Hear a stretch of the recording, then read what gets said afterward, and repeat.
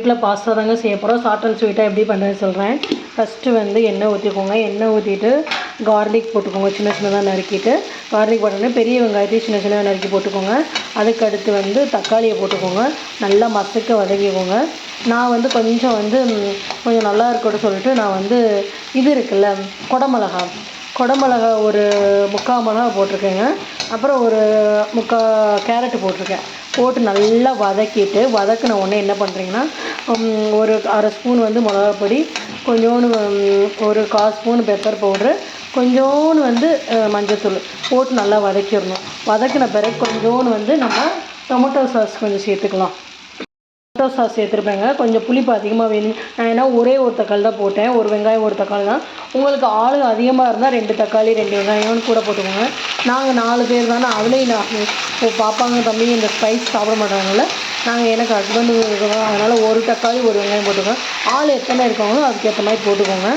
இந்த மாதிரி நல்லா சாஸ் போட்டு வதக்கிட்டு இப்போ கொஞ்சம் வதங்கின உடனே இந்த நம்ம வேக வச்சு எடுத்து வச்சுருக்கோம்ல அந்த பாஸ்தாவை கலந்துக்கலாங்க. சூப்பரான பாஸ்தா ரெடி. வெஜிடபிள் பாஸ்தா நீங்களும் ட்ரை பண்ணி பாருங்கள். நான் சொன்ன மாதிரி சூப்பராக வரும். இப்போ நல்லா கொஞ்சம் வதங்குது. நம்ம என்ன பண்ணலான்னா இந்த வச்சுருக்க பாஸ்தா இருக்கு இல்லைங்களா, இதை எடுத்து நம்ம இதுக்குள்ளே கலவாரிக்கலாம். சூப்பராக இருக்குங்க இந்த பாஸ்தா. இந்தியன் ஸ்டைலில் பண்ணியிருக்கேன். நம்ம பொடியெல்லாம் போட்டு நமக்கு இந்த வேறு ஸ்டைலில் பிடிக்க மாட்டேங்குது. லாஸ்ட்டில் இறக்குறப்போ வந்து என்ன பண்ணுறீங்கன்னா கொத்தமல்லி இலையை தூவி இறக்குங்க. சூப்பராக இருக்கும் டேஸ்ட்டு. இது ஹெல்த்தியும் கூட. வாரத்துக்கு ஒரு நாள் வந்து இந்த மாதிரி பண்ணி சாப்பிட்லாங்க. ஏன்னா டெய்லி தோசை இட்லியாக சாப்பிட்டு போர் அடிச்சிருச்சு. அதனால் வந்து இந்த மாதிரி ட்ரை பண்ணுங்க.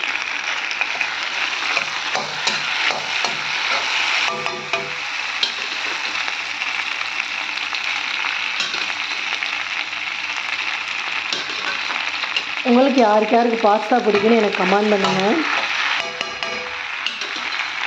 நம்ம சேனலுக்கு லைக் அண்ட் சப்ஸ்கிரைபும் பண்ணிக்கோங்க. ரொம்ப பேர் சப்ஸ்கிரைப் பண்ணாமலே பார்த்துட்டு இருக்கீங்க. சப்ஸ்கிரைப் பண்ணிட்டு பார்த்தா தான் எனக்கு மோட்டிவேட்டடாக இருக்கும் வீடியோ போடுறதுக்கு.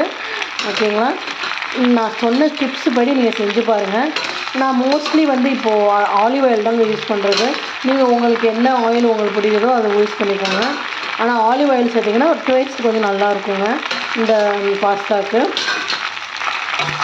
நல்லா மிக்ஸ் பண்ணிக்கலாம். இப்போ லைக் நூடுல்ஸ் தாங்க. பட் வந்து பாஸ்தா வந்து இன்னும் கொஞ்சம் நல்லாயிருக்கும். நூடுல்ஸே பண்ணி போர் அடித்தாலும் இந்த மாதிரி சாப்பிட்டோன்னா டேஸ்ட்டாக இருக்கும். நல்லா கண்டிப்பாக குடமிளகா சேர்த்துக்கோங்க. அந்த டேஸ்ட்டு சூப்பராக இருக்குங்க. ஹேண்டில் கிண்டுறதுங்களா எப்படி